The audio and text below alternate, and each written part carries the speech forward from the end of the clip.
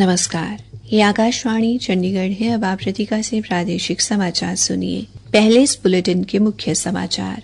प्रधानमंत्री नरेंद्र मोदी ने कहा है कि अगली पीढ़ी के बुनियादी ढांचे के लिए भारत का प्रयास आत्मनिर्भर भारत की नींव है। केंद्रीय मंत्री कृष्णपाल गुर्जर ने कहा कि देश के इतिहास में मोदी सरकार का 11 वर्ष का कार्यकाल संकल्प से सिद्धि का काल है। हरियाणा के मुख्यमंत्री नायब सिंह ने सिरसा में संत कबीरदास जयंती पर सफाई कर्मचारियों के वेतन में 2100 रुपए की वृद्धि की घोषणा की। एलनाबाद के सरकारी अस्पताल के पास 30 बेड का नया नशा मुक्ति केंद्र बनाया जाएगा। और पिछले एक दशक में भारत के परिवहन क्षेत्र के बुनियादी ढांचे में परिवर्तनकारी बदलाव हुआ है। अब समाचार विस्तार से।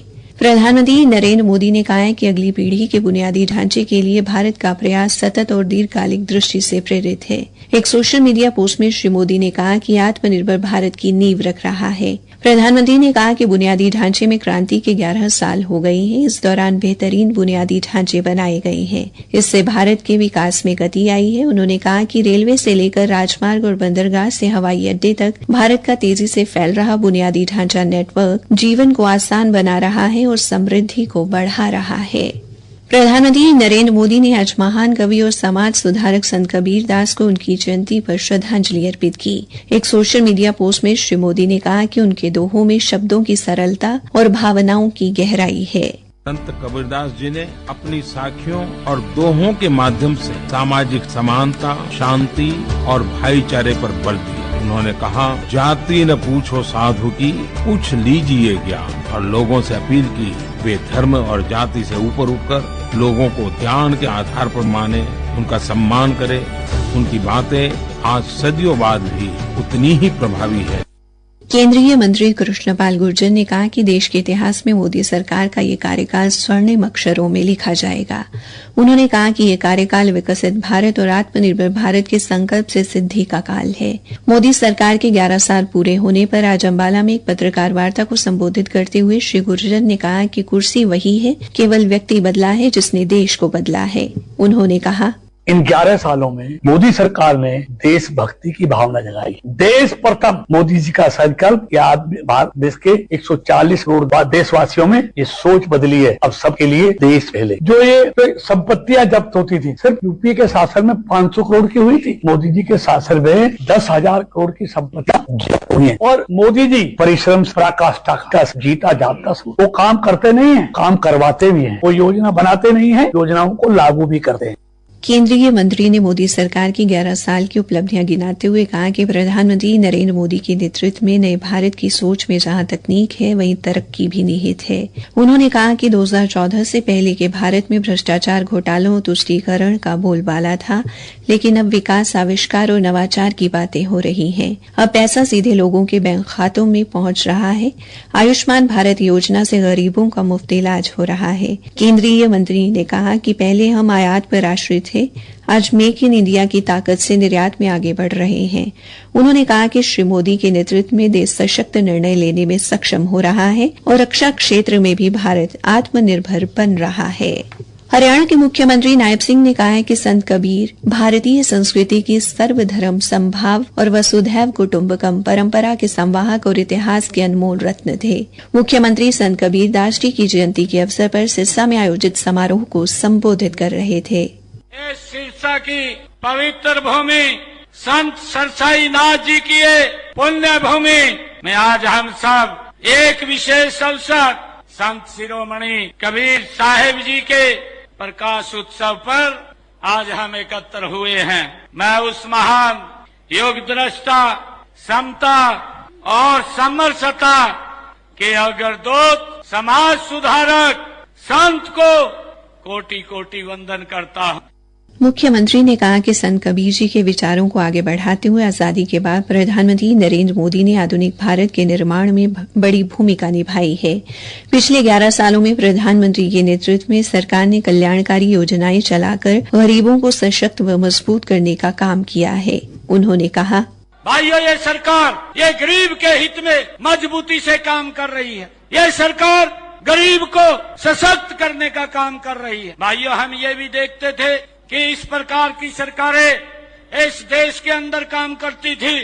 वो जब सत्ता में आते थे अपने आप को मजबूत करते थे, आज नरेंद्र मोदी जी के नेतृत्व में गरीब व्यक्ति को सशक्त और मजबूत किया जा रहा है। ये रास्ता संत कबीर ने हमें दिखाया है। मुख्यमंत्री ने इस अवसर पर सफाई कर्मियों के हित में कई घोषणाएं की।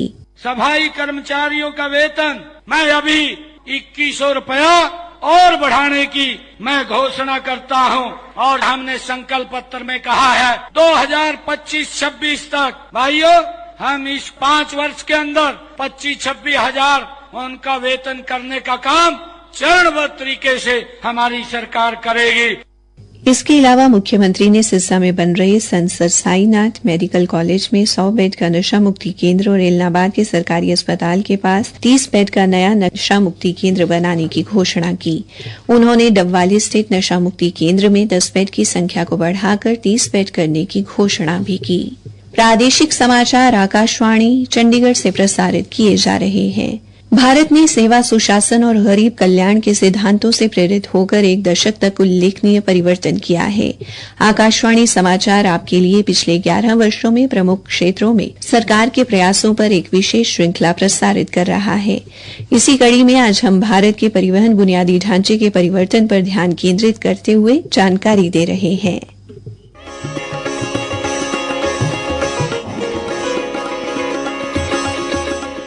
पिछले दशक में भारत ने समग्र और एकीकृत दृष्टिकोण से अभूतपूर्व पैमाने पर बुनियादी ढांचों का विकास देखा है। राजमार्ग निर्माण का दैनिक औसत बढ़कर अब तक के उच्चतम स्तर 34 किलोमीटर प्रतिदिन पर पहुंच चुका है, जो 2014 की तुलना में लगभग 3 गुना है। भारतमाला परियोजना के अंतर्गत आर्थिक गलियारे विकसित करने और रसद लागत को कम करने के लिए 20,000 किलोमीटर से अधिक राजमार्गों का निर्माण किया गया है। वहीं प्रधानमंत्री ग्राम सड़क योजना के तहत 2014 से अब तक 7,80,000 किलोमीटर से अधिक की लंबाई की सड़कों के निर्माण के द्वारा ग्रामीण संपर्क 99% पहुंच गया है, जबकि पीएम गतिशक्ति राष्ट्रीय मास्टर प्लान ने एकीकृत बुनियादी ढांचे के विकास के लिए 44 मंत्रालयों और 36 राज्यों तथा केंद्र शासित प्रदेशों को GIS आधारित डिजिटल प्लेटफॉर्म पर एकीकृत किया है। रेलवे की क्षमता में भी व्यापक वृद्धि हुई है। 45,000 किलोमीटर से अधिक रेल मार्ग का विद्युतीकरण किया गया है तथा 333 जिलों को जोड़ने वाली 68 वंदे भारत एक्सप्रेस ट्रेनें चलाई जा रही हैं। अमृत भारत स्टेशन योजना के तहत 1,300 से अधिक रेलवे स्टेशनों का आधुनिकीकरण किया जा रहा है। विमानन क्षेत्र में उड़ान योजना उड़े देश का आम नागरिक के तहत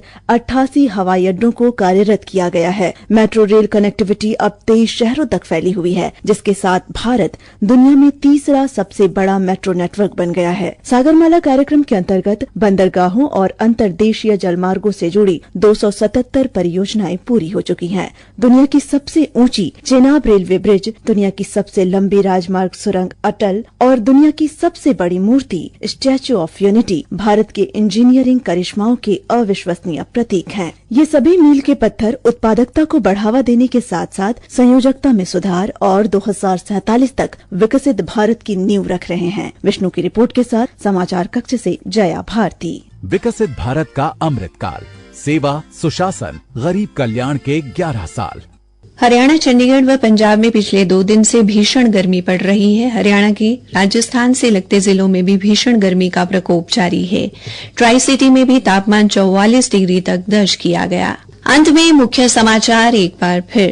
प्रधानमंत्री नरेंद्र मोदी ने कहा है कि अगली पीढ़ी के बुनियादी ढांचे के लिए भारत का प्रयास आत्मनिर्भर भारत की नींव है।